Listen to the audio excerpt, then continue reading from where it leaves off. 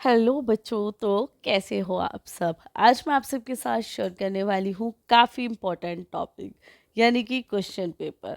देखिए, टॉपिक तो हम पूरी साल डिस्कस करते हैं, बट स्टार्टिंग का और एंड का टाइम होता है जहाँ पे हम पेपर शेयर करते हैं।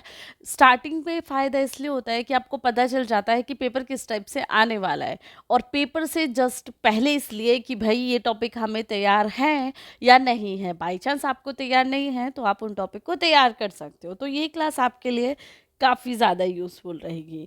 तो चलिए स्टार्ट कर देते हैं विदाउट वेस्टिंग आवर टाइम। सो आज का क्वेश्चन पेपर है ऑर्गेनिक केमिस्ट्री का।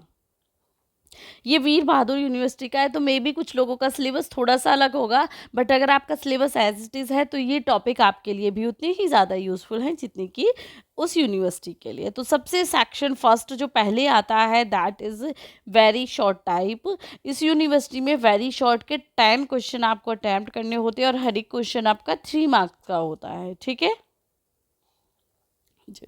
तो देखिए, क्वेश्चन नंबर 1 इसमें पूछा गया है, explain why bromination of toluene is faster than tertiary butyl benzene. ठीक है, ये क्वेश्चन आपको अटेम्प्ट करना है। मोस्टली ये सभी क्वेश्चंस आपको मेरी क्लासेस में मिल जाएंगे।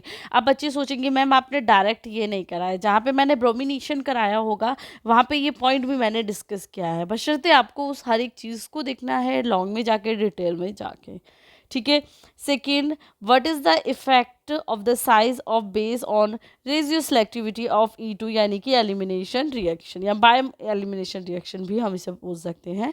ठीक है, तो ये क्वेश्चन करना है। Third, right down the mechanism and name of the following reaction. बताइए ये कौन सी रिएक्शन है। ठीक है, करा रखी है मैंने, बहुत अच्छे से करा रखी है। अब आप टाइम पे नहीं करो वो आपकी प्रॉब्लम है, बट मैंने बहुत अच्छे से इन टॉपिक्स को करा रखा है।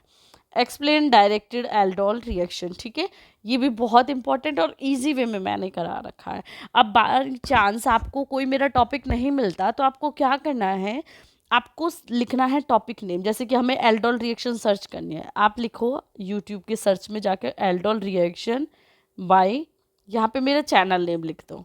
ठीक है, तो ऐसे आप कोई भी टॉपिक को सर्च कर सकते हो और ये आपके लिए काफ़ी ज़्यादा इजी भी रहेगा। ठीक है, नेक्स्ट क्वेश्चन है आपका कॉन रोटेटरी प्रोसेस। ठीक है, then Cope elimination, Hooke's law. ठीक है, bathochromic shift, bathochromic shift and how it's can be activated. ठीक है, तो ये भी सभी क्वेश्चंस मैंने करा रखे हैं। Then complete the reaction and indicate the major product. ये रिएक्शन मैकेनिज्म जहाँ मैंने रेमिंग रिएक्शन कराई है वहाँ पे इसका आंसर है। ठीक है, propose the mechanism of following reaction, या मैं सॉल्व पेपर कराऊंगी आपको तब उसमें इसका सॉल्यूशन भी मैं आपको प्रोवाइड करूंगी। ठीक है, अब सेक्शन भी देख लो, शॉर्ट टाइप का है। यहाँ पे आपको 3 क्वेश्चन अटैम्प्ट करने हैं और 10 मार्क का एक क्वेश्चन होता है। पेपर बनाने का तरीका हर एक यूनिवर्सिटी का अलग अलग हो सकता है, तो ऐसा ज़रूरी नहीं है कि हमारा पेपर अलग तरीके से, इनका पेपर अलग तरीके से। तो ये क्लास आपके लिए यूज़फुल नहीं है। क्लास आपके लिए इक्वली इन्फॉर्मेटिव है क्योंकि आपका सिलेबस वो है। ठीक है, या आपको चीज़ों को ध्यान रखना है, ज़्यादा प्रॉब्लम आएगी भी नहीं और आप एमएससी में बहुत अच्छा स्कोर कर सकते हो। अभी आपके पास ऑप्शंस है ना, हम आपको पढ़ाने वाले हैं, हम नोट्स देने वाले हैं। जिस टाइम हमने किया था उस टाइम कोई भी नहीं था, तो चॉइसेस हैं आपके पास, आपको सिर्फ उन चीज़ों में थोड़ा फोकस करना है। Okay, now move on to the next question, explain why amylene is more reactive than acetylenide in aromatic electrophilic substitution reactions। ठीक है, तो सब्सटीट्यूशन रिएक्शन में इसका आंसर मैंने कराया है, वो देख लीजिएगा। देन ये रिएक्शन मैकेनिज्म है दोनों की, बताइए कौन सी रिएक्शंस हैं। ठीक है, हर एक रिएक्शन इनमें से मैंने करा रखी है। Then write down the mechanism of Vilsmeier Haack reaction, Smiles rearrangement, दोनों दोनों का ही पूछा है। बहुत अच्छी रिएक्शंस हैं, विद मैकेनिज्म मैंने समझा रखा है, तो कर लीजिएगा।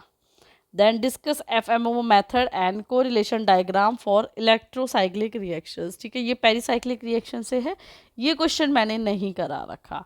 बी ट्रू, इस मैं पेरिसाइक्लिक रिएक्शंस की जो यूनिट है उसे उतना नहीं करा पाती क्योंकि जब तक सिलेबस कंप्लीट होता है तब तक आपके एग्ज़ाम आ जाते हैं, तो वो यूनिट हमेशा रह जाती है। फिर मुझे भी लगता है कि बच्चों का टाइम वेस्ट करने से बेटर है जो उन्हें कराया गया है उसी को अच्छे से वो रिवाइज करें।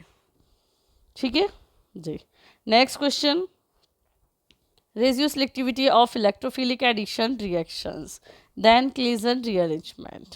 अब यहाँ पे भी रिएक्शंस है। When erythro 2,3 dibromobutane is treated with NaI and show its stereochemistry, ठीक है। Then when meso 1 2 dibromo 1 2 diphenyl ethane is treated with base, ये रिएक्शंस एक्सप्लेन करनी है। Then IR spectroscopy and difference between the following parts on the basis of IR, यानी कि थाइल alcohol और diethyl ether में acetic acid और ethyl acetate में क्या डिफरेंस है। देन नेक्स्ट क्वेश्चन है discuss the various type of electronic transition and explain effect of polarity, ठीक है। ये मैंने करा रखे थे, क्या है ये, इस क्वेश्चन में कंफ्यूज नहीं होना। ये है sigma to sigma, sigma to pi anti bonding, sigma to sigma anti bonding, ठीक है। Then pi to sigma anti bonding, then pi to pi anti bonding, ठीक है। ये ही ट्रांजिशन से, ये इसी का क्वेश्चन है। ये मैंने फोटो केमिस्ट्री में भी करा रखा है, स्पेक्ट्रो में भी करा रखा है, ठीक है। तो टॉपिक आप कर लीजिएगा। अब लॉन्ग का आपका लास्ट सेक्शन आता है। इस यूनिवर्सिटी में लॉन्ग आपको एक ही अटैम्प्ट करना होता है, ठीक है। तो देखिए ये आपका वुड वर्ड फिशर रूल से क्वेश्चन आ गया। देन आप उसे नहीं करना चाहते तो आप बेंजोइन कंडेंसेशन और स्टोवे कंडेंसेशन को भी कर सकते हो, ये भी आपके लिए यूजफुल रहेंगे।